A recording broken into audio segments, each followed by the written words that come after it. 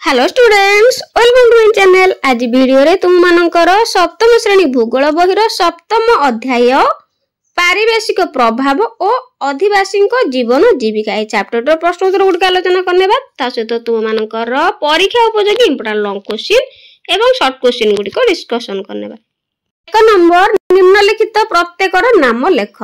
क भारतर जम्मू काश्मीर और लद्दाख को संयुक्त करथिबा जातीय राजपथ होची एक नंबर जातीय राजपथ। ख पृथ्वीर सर्व अपेक्षा ओसारिया नदी होची अमेजन। ग गंगा नदीर मुहाण रे थिबा अरण्य होची सुंदरबन।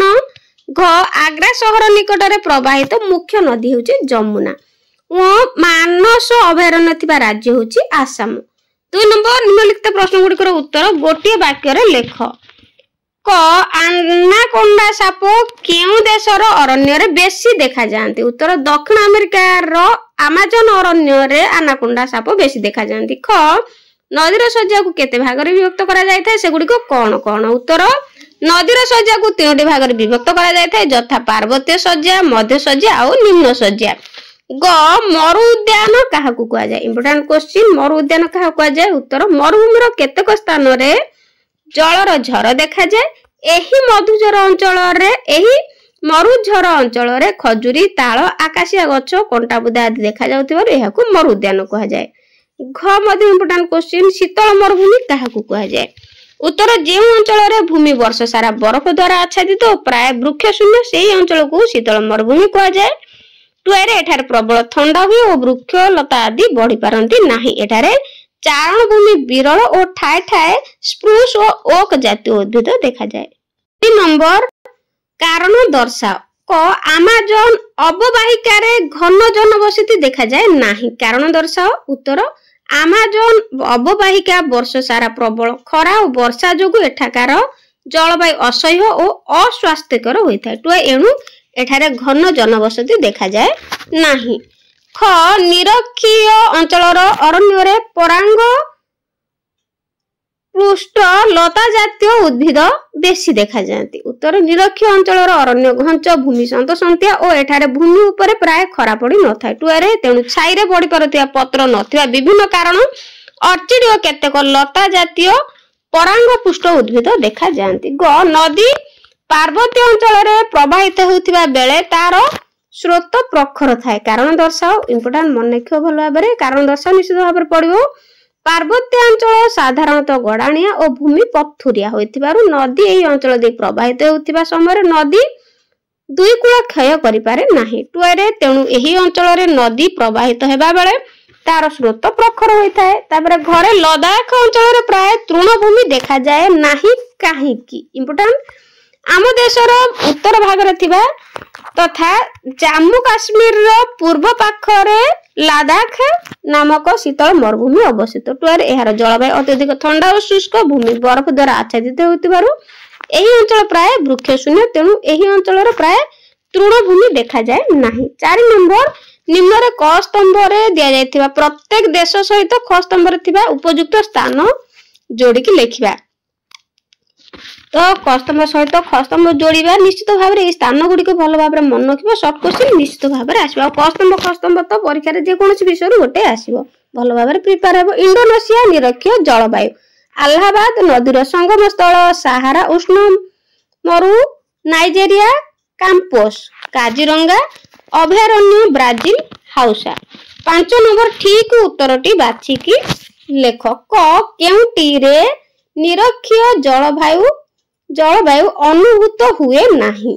तो इंडोनेशिया, गंगा अववाहिका, कंगो अववाहिका, अमेजन अववाहिका। तो उत्तर गंगा अववाहिका।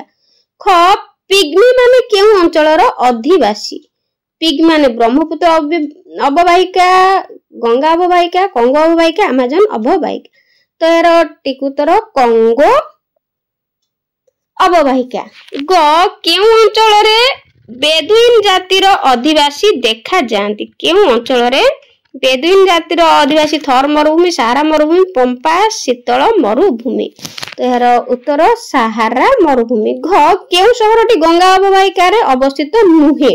कोलकाता, लखनऊ, वाराणसी, गुवाहाटी। तो ठीक उत्तर गुवाहाटी।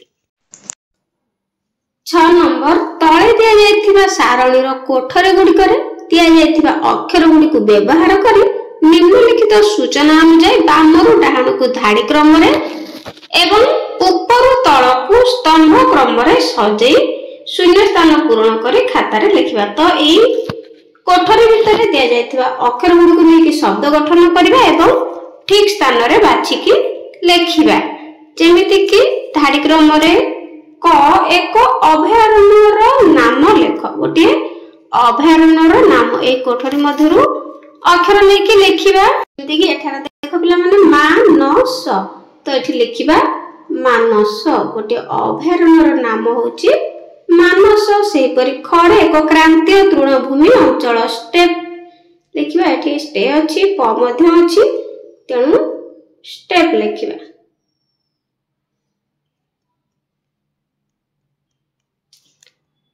से भली गरे निरक्षीय अंचल एक अधिवासी, निरक्षीय अंचल एक अधिवासी होची पिग्मी। एठी लिखिबो पिग्मी। तापर घरे एक प्रकार जुआरिया अरण्य सुंदर वन, एठा लिखिबो सुंदर वन। तापर उमरे निरक्षीय अरण्य रे मिलथिबा एक गछर नाम होची आब्लुस। ऊपर तल स्तंभ रे सजेकी लिखिबा। तापर देखो एक शीतल मरुभूमिर नाम होची तुंद्रा। खरे एक उइखिया प्राणीर नाम होची टापिर। युक्तराष्ट्र एक तृणभूमि अंचल होची प्रेरी। तापरे घरे उष्ण मरु अंचल एक अधिवासी होची तुआरेग। 7 नंबर संक्षिप्त टिप्पणी लेख। संक्षिप्त टिप्पणी लिखिबा। पिला माने संक्षिप्त टिप्पणी निश्चित भाव में क्वेश्चन आसीबो, भल भाव में प्रैक्टिस हो। क्रांतीय तृणभूमि उत्तर उभय गोलार्धरे 10 डिग्री को 25 डिग्री समाक्ष रेखा मध्य क्रांतीय तृणभूमि अंचल देखा जाए। टुआरे आफ्रिकार सुदान, जिम्बाब्वे एवं नाइजेरिया, ऑस्ट्रेलिया रो क्वींसलैंड, पश्चिम पार्श्व दक्षिण अमेरिकार ओरिनोको नदी अववाहिकार तृणभूमि यार अंतर्भुक्त। तापर मासाई संक्षिप्त टिप्पणी लिखिबा।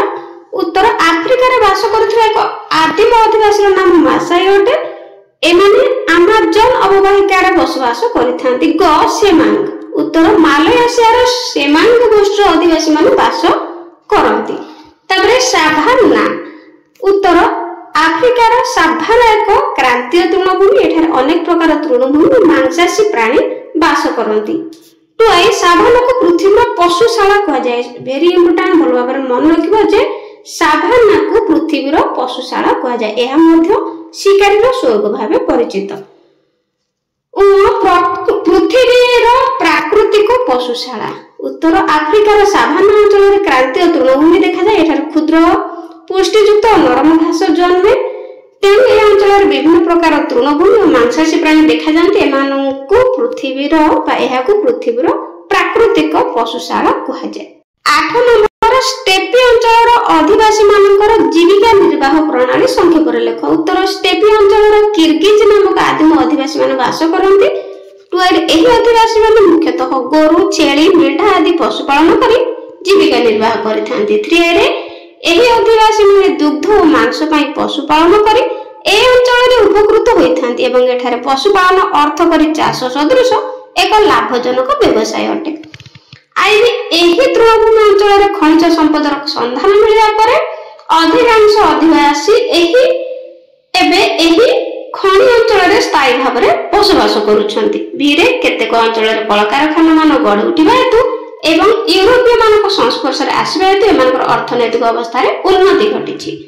9 नंबर शीतल मरु अंचल रे जनजीवन परिवेश द्वारा किपरि प्रभावित होइते बुझाइले। उत्तर शीतल मरु अंचल रे जलवायु जनबसति पई प्रतिकूल, मात्र प्रकृतिर प्रतिरोध सत्वे अधिकांश लोक एठारे बास करती। एठारे ग्रीष्म ऋतु रे केतेक स्थान रे लोके बार्ली, आलू, मटर, बीन आदि चाष करिथांती।